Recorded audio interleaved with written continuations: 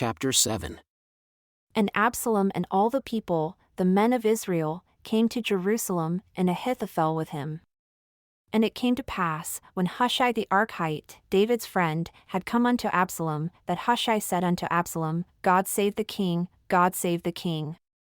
And Absalom said to Hushai, Is this your kindness to your friend? Why did you not go with your friend? And Hushai said unto Absalom, Nay, but whom the Lord, and this people, and all the men of Israel choose, his will I be, and with him will I abide. And again, whom should I serve? Should I not serve in the presence of his son? As I have served in your father's presence, so will I be in your presence. Then said Absalom to Ahithophel, Give counsel among you what we shall do. And Ahithophel said unto Absalom, Go in unto your father's concubines, whom he has left to keep the house, and all Israel shall hear that you are abhorred of your father. Then shall the hands of all that are with you be strong. So they spread Absalom a tent upon the top of the house, and Absalom went in unto his father's concubines in the sight of all Israel. And the counsel of Ahithophel which he counseled in those days was as if a man had inquired at the oracle of God, so was all the counsel of Ahithophel, both with David and with Absalom. Moreover, Ahithophel said unto Absalom, Let me now choose out 12,000 men, and I will arise and pursue after David this night. And I will come upon him while he is weary and weak-handed, and will make him afraid. And all the people that are with him shall flee, and I will smite the king only. And I will bring back all the people unto you. The man whom you seek is as if all returned, so all the people shall be in peace. And the saying pleased Absalom well, and all the elders of Israel. Then said Absalom, Call now Hushai the Archite also, and let us hear likewise what he says. And when Hushai had come to Absalom, Absalom spoke unto him, saying, Ahithophel has spoken after this manner. Shall we do after his saying? If not, speak. And Hushai said unto Absalom, The counsel that Ahithophel has given is not good at this time. For, said Hushai, you know your father and his men, that they are mighty men, and they are bitter in their minds, as a bear robbed of her whelps in the field. And your father is a man of war, and will not lodge with the people. Behold, he is hidden now in some pit, or in some other place. And it will come to pass, when some of them are overthrown at the first, that whoever hears it will say, There is a slaughter among the people that follow Absalom. And he also that is valiant, whose heart is as the heart of a lion, shall utterly melt. For all Israel knows that your father is a mighty man, and they who are with him are valiant men. Therefore, I counsel that all Israel be gathered together unto you, from Dan even to Beersheba, as the sand that is by the sea for multitude, and that you go to battle in your own person. So shall we come upon him in some place where he shall be found, and we will light upon him as the dew falls on the ground. And of him and of all the men that are with him there shall not be left so much as one. Moreover, if he has gotten into a city, then shall all Israel bring ropes to that city, and we will draw it into the river, until there is not one small stone found there.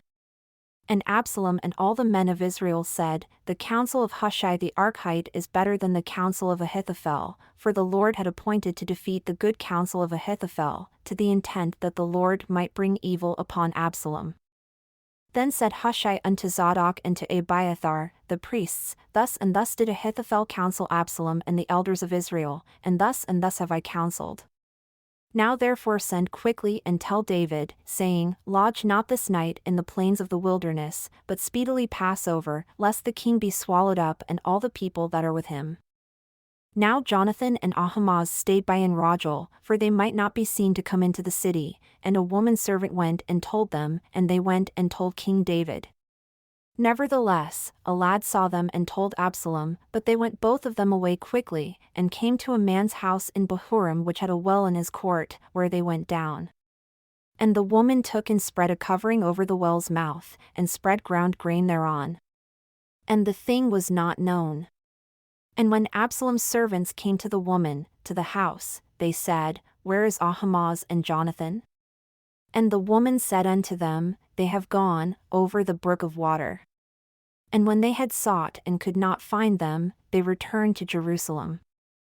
And it came to pass, after they were departed, that they came up out of the well and went and told King David, and said unto David, Arise, and pass quickly over the water, for thus has Ahithophel counseled against you.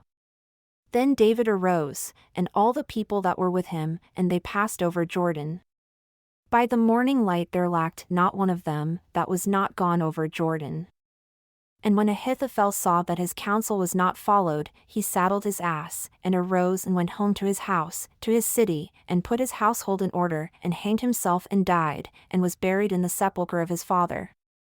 Then David came to Mahanaim, and Absalom passed over Jordan, he and all the men of Israel with him.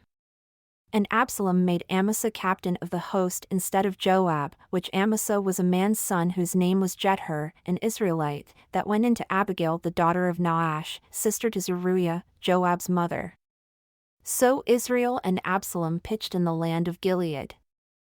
And it came to pass, when David had come to Mahanaim, that Shobi the son of Nahash, of Rabbah of the children of Ammon, and Machir the son of Ammiel, of Lodabar, and Barzillai the Gileadite of Rogelim, brought beds, and basins, and earthen vessels, and wheat, and barley, and flour, and parched grain, and beans, and lentils, and parched seeds, and honey, and butter, and sheep, and cheese of cows, for David and for the people that were with him to eat.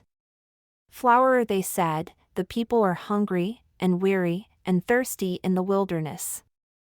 And David numbered the people that were with him, and set captains of thousands and captains of hundreds over them. And David sent forth a third part of the people under the hand of Joab, and a third part under the hand of Abishai the son of Zeruiah, Joab's brother, and a third part under the hand of Ittai the Gittite. And the king said unto the people, I will surely go forth with you myself also. But the people answered, You shall not go forth, for if we flee away, they will not care for us, neither if half of us die will they care for us. But now you are worth 10,000 of us, therefore, now it is better that you succor us out of the city. And the king said unto them, What seems best to you, I will do. And the king stood by the gate side, and all the people came out by hundreds and by thousands. And the king commanded Joab, and Abishai, and Ittai, saying, Deal gently for my sake with the young man, even with Absalom. And all the people heard when the king gave all the captains charge concerning Absalom. So the people went out into the field against Israel, and the battle was in the wood of Ephraim, where the people of Israel were slain before the servants of David. And there was there a great slaughter that day of 20,000 men, for the battle was there scattered over the face of all the country. And the wood devoured more people that day than the sword devoured. And Absalom met the servants of David. And Absalom rode upon a mule, and the mule went under the thick boughs of a great oak, and his head caught hold of the oak, and he was taken up between the heaven and the earth, and the mule that was under him went away. And a certain man saw it and told Joab, and said, Behold, I saw Absalom hung in an oak. And Joab said unto the man that told him, And behold, you saw him, and why did you not smite him there to the ground? And I would have given you 10 shekels of silver and a belt. And the man said unto Joab, Though I should receive 1,000 shekels of silver in my hand, yet would I not put forth my hand against the king's son, for in our hearing the king charged you, and Abishai, and Ittai, saying, Beware that none touch the young man Absalom.